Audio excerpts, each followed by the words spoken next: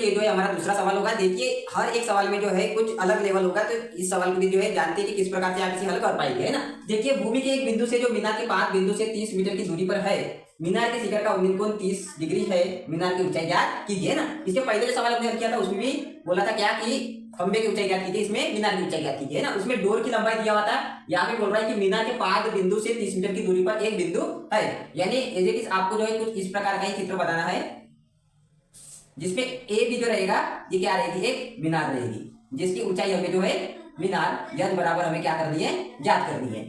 अब यहाँ ये बिंदु से भूमि के एक बिंदु से जो मीनार के 5 बिंदु से 30 मीटर, यानी कि ये जो सी बिंदु है इनके बीच की दूरी कितनी दी हुई है, यहाँ पे 30 मीटर दी हुई है ना।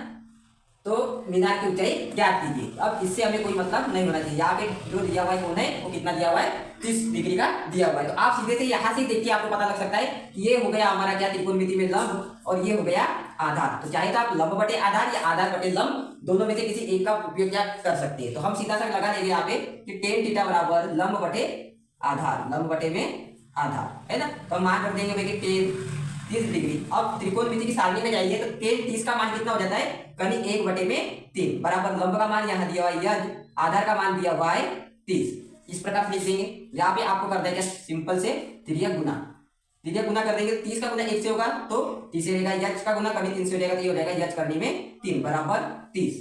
तो यज बराबर हम क्या लिख सकते हैं कि 30 ये गुना में 30 साइड लाएंगे तो भाग में आ जाएगा। अब इस करनी 3 को काटना है तो हम इसे किस प्रकार से लिख सकते हैं कि 10 गुना करनी 3 गुना करनी 3 बटे में करनी 3।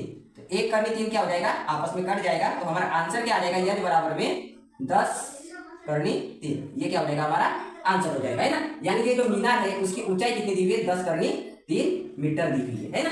तो आप ये किस प्रकार से आया, 10 में जब हम सिंपल से करेंगे तो क्या कि करनी 3 को हमें काटना है ना, करनी 3 को हमें काटना है, तो हम क्या लिख सकते हैं 10 गुना 3। अब 3 और करनी 3 अलग अलग चीजें है, तो इसे इस 3 को हम क्या लिख देंगे कि करनी 3 गुना करनी 3, क्योंकि आप अच्छी तरीके से जानते हैं कि करनी 3 का गुना करनी 3 से करेंगे तो कितना आ जाएगा 3। तो इतनी चीजें जो है लंबा प्रोसेस ना करते हुए हमने क्या शॉर्ट फॉर्म में इस प्रकार से लिख दिया, तो ये आंसर हमारा इस प्रकार से आया। तो आशा करता हूँ कि आपको जो ये सवाल भी बहुत ही अच्छी तरीके से समझ में आ चुका होगा। मेरा वीडियो देखने के लिए धन्यवाद। जय हिंद।